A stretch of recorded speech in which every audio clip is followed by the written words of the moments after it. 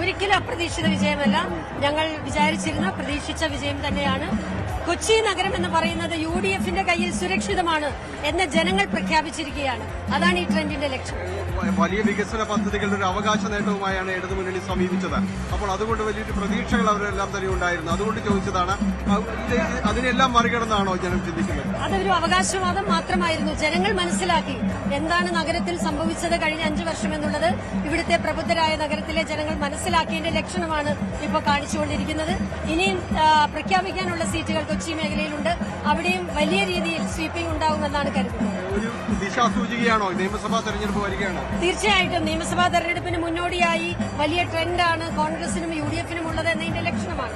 വലിയ സജീവമായി പരിഗണിക്കുന്ന പേരാണ് മേയർ സ്ഥാനത്തേക്ക് ദീപ്തിയുടേത്. എങ്ങനെയാണ്? വലിയ ഭൂരിപക്ഷം ജനങ്ങൾ തന്നിട്ടുണ്ട്. എനിക്ക് എന്റെ ഡിവിഷനിൽ 1086 വോട്ടിന്റെ ഭൂരിപക്ഷം ജനങ്ങൾ തന്നു. അത് സന്തോഷത്തോടെ സ്വീകരിക്കുന്നു. ബാക്കിയെല്ലാം പാർട്ടി തീരുമാനിക്കും.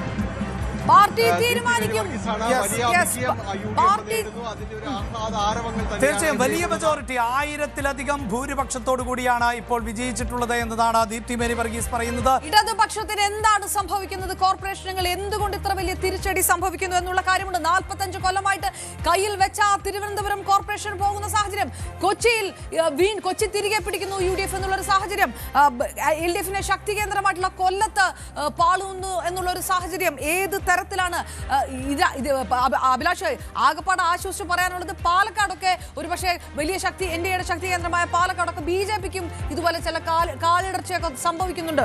ഈ രീതിയിലൊക്കെ ഷൊർണൂറിൽ ഒരുപക്ഷെ ഒരു ഷോക്ക് ട്രീറ്റ്മെന്റ് എന്ന് തന്നെ പറയാം ഇടതുപക്ഷത്തിൻ്റെതായി വരുന്നത്. ഷൊർണൂർ BJPയെ സംബന്ധിച്ചിടത്തോളം ഒരു പ്രധാനപ്പെട്ട ശ്രദ്ധാകേന്ദ്രം ആയിരുന്നു. ഷൊർണൂരിൽ പക്ഷേ ഇപ്പോൾ തിരിച്ചടി ഉണ്ടായിരിക്കുന്നു BJPക്ക് എന്നുള്ളതാണ്. ഈ തെരഞ്ഞെടുപ്പിൽ ഷൊർണൂരിൽ വലിയ മേൽക്കൈ അല്ലെങ്കിൽ ആധിപത്യം എന്ന് ഉറപ്പിച്ചിരുന്നതാണ്.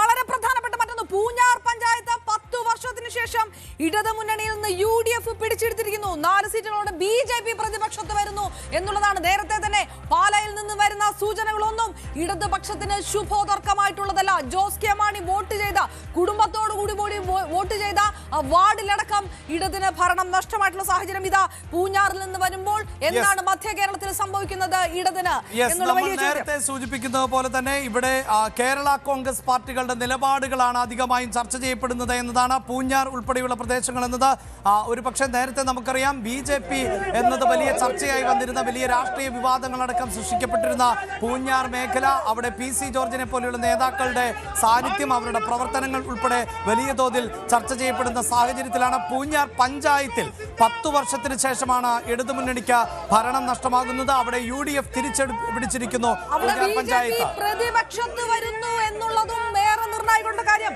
മറ്റൊരു വളരെ പ്രധാനപ്പെട്ട വാർത്ത, CPMന്റെ പ്രമുഖരൊക്കെ പലയിടത്തും തോൽക്കുന്ന റിപ്പോർട്ടുകൾ വന്നുകൊണ്ടിരിക്കുമ്പോൾ പന്തളത്ത് നിന്ന് വരുന്നു. പന്തളം നഗരസഭയിൽ CPMന്റെ വനിതാ നേതാവ് ലസിത നായർ 8ാം വാർഡിൽ തോറ്റിരിക്കുന്നു എന്ന് പറയുന്നു.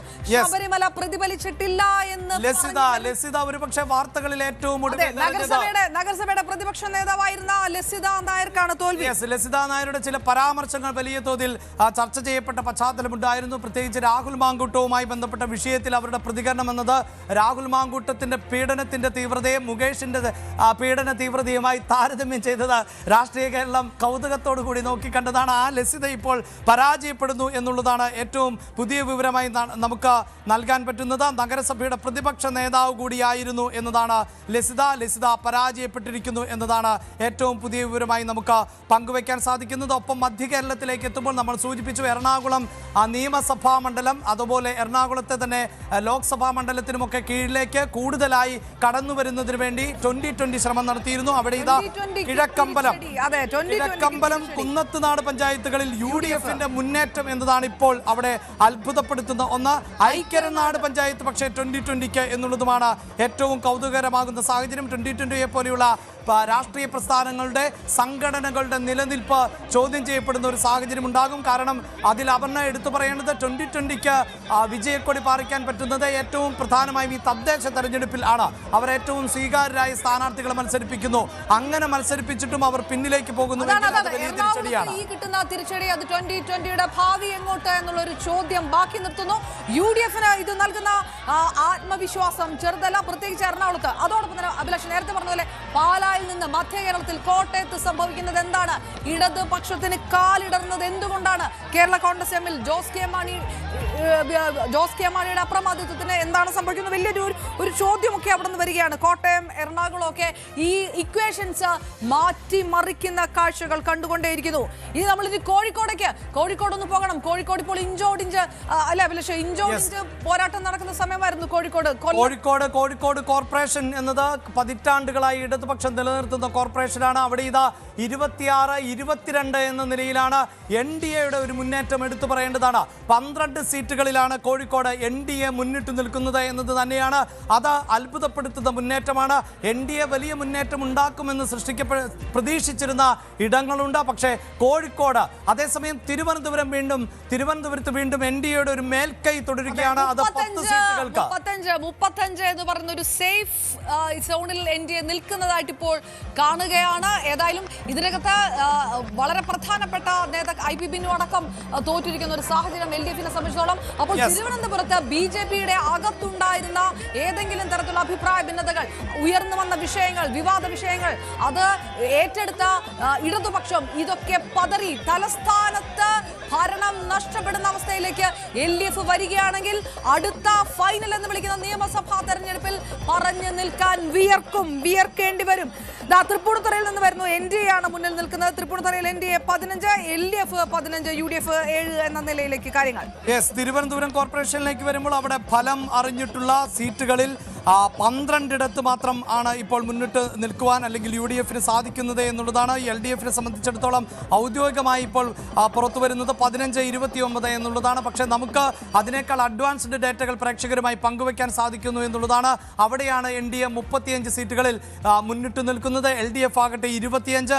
അതേസമയം അപർണ, ഈ തിരുവനന്തപുരത്തെ മറ്റ് മുനിസിപ്പാലിറ്റികൾ പരിശോധിച്ചാൽ അതിലെല്ലാം ഇടതുപക്ഷത്തിന്റെ ഒരു മേൽക്കൈയാണ് നമുക്ക് കാണാൻ സാധിക്കുന്നത്. ആറ്റിങ്ങലിൽ ഇപ്പോൾ മുന്നിട്ട് നിൽക്കുന്നു എന്നുള്ളതാണ് ഇടതുപക്ഷം. നെടുമങ്ങാട് ഇടതുപക്ഷം മുന്നിട്ട് നിൽക്കുന്നു. 29 സീറ്റുകളിൽ ആണ്, 29 വാർഡുകളിൽ ആണ് ഇപ്പോൾ മുന്നിട്ട് നിൽക്കുന്നത്. നെയ്യാറ്റിൻകരയിലും LDFന്റെ തന്നെ തേരോട്ടമാണ്. അവിടെ 17 സീറ്റുകളിൽ ആണ് നെയ്യാറ്റിൻകരയിൽ ഇടതുപക്ഷം മുന്നിട്ട് നിൽക്കുന്നത്. LDF വർക്കലയിലും അപ്രമാദിത്വം തുടരുന്നുണ്ട്. 15 എന്നതാണ് ഇടതുപക്ഷത്തിന്റെ സീറ്റ് നില എങ്കിൽ 5 വാർഡുകളിൽ മാത്രമാണ് UDFന് മേൽക്കൈ നേടാൻ സാധിക്കുന്നത്. അവിടെ നിന്ന് ഒരു അരമണിക്കൂർ അങ്ങോട്ട് പോകുമ്പോൾ കൊല്ലത്ത് എന്ത് സംഭവിക്കുന്നു? എന്തുകൊണ്ട് കൊല്ലത്ത് ഇടതുപക്ഷത്തിന്റെ ശക്തി കേന്ദ്രമായിട്ടുള്ള കൊല്ലത്ത് 8 LDFന്റെ കണക്ക്. 15 NDAക്ക് നിൽക്കുമ്പോൾ ഏകദേശം അതിന് തത്തുല്യമായിട്ട് 5ഓളം NDA നേടുന്നുണ്ട്. UDF 15, NDA 5, LDF 8 എന്നുള്ളിടത്ത് വരുന്നു. എന്തുകൊണ്ട്? LDFന്റെ ശക്തി കേന്ദ്രം കൊല്ലത്തും വലിയ തരത്തിലുള്ള തിരിച്ചടിയായി പോയിരുന്നു. തൊടുപുഴ നഗരസഭാ ഭരണം UDFന് എന്നുള്ള വാർത്ത കൂടി വരികയാണ്. അതിനിടയിൽ മറ്റൊരു കൗതുകരമായിട്ട് കാര്യം, VD സതീശന്റെ, പ്രതിപക്ഷ നേതാവ് VD സതീശന്റെ സ്വന്തം വാർഡ് വടക്കൻ പറവൂരിൽ BJP ജയം. അത് BJPയുടെ സിറ്റിംഗ് സീറ്റ് തന്നെയാണ്. BJP അത് തുടരുകയും ചെയ്യുന്നു. കോഴിക്കോട് കോർപ്പറേഷനിൽ ഇഞ്ചോടിഞ്ച് മത്സരം. പക്ഷേ ഒരല്പം കൂടെ LDF നില മെച്ചപ്പെടുത്തുന്നു, അല്ലെങ്കിൽ ചെറിയൊരു ആശ്വാസത്തിലേക്ക് 23 എന്ന തരത്തിലേക്ക് വരികയാണ്. മത്സരം അതാണെങ്കിലും കിഴക്കമ്പലത്തും കുന്നത്തുനാട്ടിലും UDF വരുന്ന ഒരു സാഹചര്യം. NDA 27 തിരുവനന്തപുരത്ത്.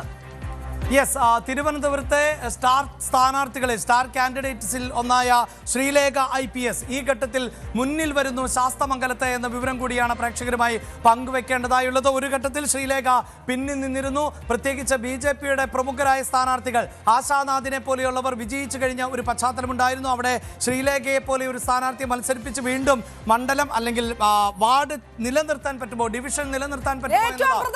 രാഹുൽ മാങ്കൂട്ടത്തിന് തിരിച്ചടി. രാഹുൽ മാങ്കൂട്ടത്തിന് വാർഡ് LDF പിടിച്ചെടുത്തിരിക്കുന്നു. അത് കാവ്യ വേണു. അവിടെ 52 വോട്ടിന് LDFന്റെ കാവ്യ വേണു ജയിച്ചിരിക്കുന്നു. UDF ഭരിക്കുന്ന വാർഡാണ്, UDFന്റെ വാർഡാണ്. രാഹുൽ മാങ്കൂട്ടത്തിൽ എന്ന ആ ഒരൊറ്റ ഫാക്ടർ അവിടെ ക്ലിയർ ആയിരിക്കുന്നു. ആ വാർഡ് തന്നെ LDF പിടിച്ചെടുത്തിരിക്കുന്നു എന്ന വാർത്തയാണ് വരുന്നത്. അതേസമയം ഈ സൂചിപ്പിക്കുന്ന പോലെ തന്നെ രാഹുൽ മാങ്കൂട്ടത്തിനെ സംബന്ധിച്ചിടത്തോളം വലിയ തോതിൽ ചർച്ച ചെയ്യപ്പെട്ട പേരുകളിൽ ഒന്നാണ് രാഹുൽ മാങ്കൂട്ടത്തിൻ്റെത്. അവിടെയാണ് രാഹുൽ മാങ്കൂട്ടത്തിൻ്റെ വാർഡ് നഷ്ടപ്പെടുന്നു, അതായത് UDFന് എന്നത് ഏറ്റവും എടുത്തു പറയേണ്ടതായി വരുന്ന രാഷ്ട്രീയ സാഹചര്യം ഈ തെരഞ്ഞെടുപ്പിൽ ഏറെ ചർച്ച ചെയ്യപ്പെട്ട പേരുകളിൽ ഒന്നായിരുന്നു. ഒരുപക്ഷെ സർക്കാരിനെതിരായ വിമർശനങ്ങൾ UDF അതിരൂക്ഷമായ വിമർശനങ്ങൾ ഉന്നയിക്കുന്ന ഘട്ടത്തിൽ UDFനെ വലിയ തോതിൽ പ്രതിസന്ധിയിലാക്കിയത് രാഹുൽ മാങ്കൂട്ടത്തിന് നേരെ അതിജീവിതം നൽകിയ ഔദ്യോഗികമായി നൽകിയ പരാതിയായിരുന്നു. ആ പരാതി ഇപ്പോൾ പ്രതിഫലിക്കുന്നു എന്ന് വേണം നമുക്ക് അവിടെ നിന്ന് പത്തനംതിട്ടയിൽ നിന്നുള്ള വിശദാംശങ്ങൾ പങ്കുവയ്ക്കുമ്പോൾ പറയാനുള്ളത്. ഉടൻ തന്നെ, അതായത് മുനമ്പം സമരം, മറ്റൊരു വിവരം പങ്കുവയ്ക്കാനുള്ളത്.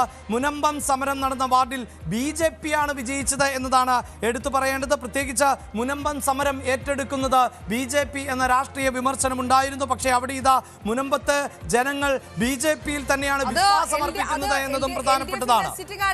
ഒരു ധാരണ. അങ്ങനെയാണെങ്കിൽ അതും ആ രാഷ്ട്രീയ വിഷയം ഏതു തരത്തിൽ അഡ്രസ് ചെയ്യപ്പെട്ടു എന്നുള്ള വലിയ വിഷയമുണ്ട്. യെസ്, തീർച്ചയായും ഇങ്ങനെ പ്രാദേശിക രാഷ്ട്രീയ വിഷയങ്ങൾ സംസ്ഥാനമൊട്ടാകെ ചർച്ച ചെയ്യപ്പെട്ടുള്ള രാഷ്ട്രീയം ഇതെല്ലാം പ്രതിഫലിക്കുന്നു ഈ തെരഞ്ഞെടുപ്പിൽ എന്നുള്ളതാണ്. ശബരിമല പോലെയുള്ള വിവാദ വിഷയങ്ങൾ വലിയ തോതിൽ ചർച്ച ചെയ്യപ്പെട്ട ഒരു തെരഞ്ഞെടുപ്പാണ് ഇപ്പോൾ പൂർത്തിയായത്. രാഹുൽ മാങ്കൂട്ടത്തിൽ എന്ന വിഷയം വലിയ തോതിൽ ചർച്ച ചെയ്യപ്പെട്ട ഒരു തെരഞ്ഞെടുപ്പ്. PM ശ്രീ പദ്ധതിയുമായി ബന്ധപ്പെട്ട വിഷയം ചർച്ച ചെയ്തിരുന്ന തെരഞ്ഞെടുപ്പ്. മുനമ്പം പോലെ ആ പ്രദേശത്ത് ബാധിക്കുന്ന വിഷയങ്ങൾ ഏറെ ചർച്ച ചെയ്യപ്പെട്ട തെരഞ്ഞെടുപ്പായിരുന്നു. അങ്ങനെ നിരവധിയായ വിഷയങ്ങൾ മാറി ുമ്പോഴും തദ്ദേശ തെരഞ്ഞെടുപ്പിന്റെ ഒരു പൊതു സ്വഭാവം എന്നത് സ്വീകാര്യരായിട്ടുള്ള സ്ഥാനാർത്ഥികൾ ഏതു മുന്നണിയുടെ ഭാഗമായി മത്സരിച്ചാലും വിജയിക്കും എന്നുള്ളതായിരുന്നു. അങ്ങനെ ഒരു രാഷ്ട്രീയ ചിത്രം കേരളത്തിൽ മാറുകയാണോ? തദ്ദേശ തെരഞ്ഞെടുപ്പിൽ കൂടുതൽ രാഷ്ട്രീയത്തിന് പ്രാധാന്യം നൽകുന്നുണ്ടോ ജനങ്ങൾ? ആ ചോദ്യങ്ങൾക്കൊക്കെ മറുപടിയാകാൻ പോകുന്നത് അല്പസമയത്തിനകമാണ്. അന്തിമ ചിത്രം വരുമ്പോഴാണ്. തിരുവനന്തപുരത്ത് ഇപ്പോഴും വീറും വാശിയും നിറഞ്ഞൊരു പോരാട്ടത്തിന്റെ പ്രതിഫലനമാണ് കാണുന്നത്. തിരുവനന്തപുരത്ത് ഇപ്പോഴും NDA മുന്നിട്ട് നിൽക്കുന്നു. കൊച്ചിയിൽ UDF ഭരണമുറപ്പിക്കുന്നു. 43 സീറ്റുകളിൽ വിജയിച്ചുകൊണ്ട് കൊച്ചി കോർപ്പറേഷൻ ഇതാ തിരിച്ചു പിടിക്കുന്നു UDF എന്നതാണ് ഏറ്റവും പുതിയ വിവരം.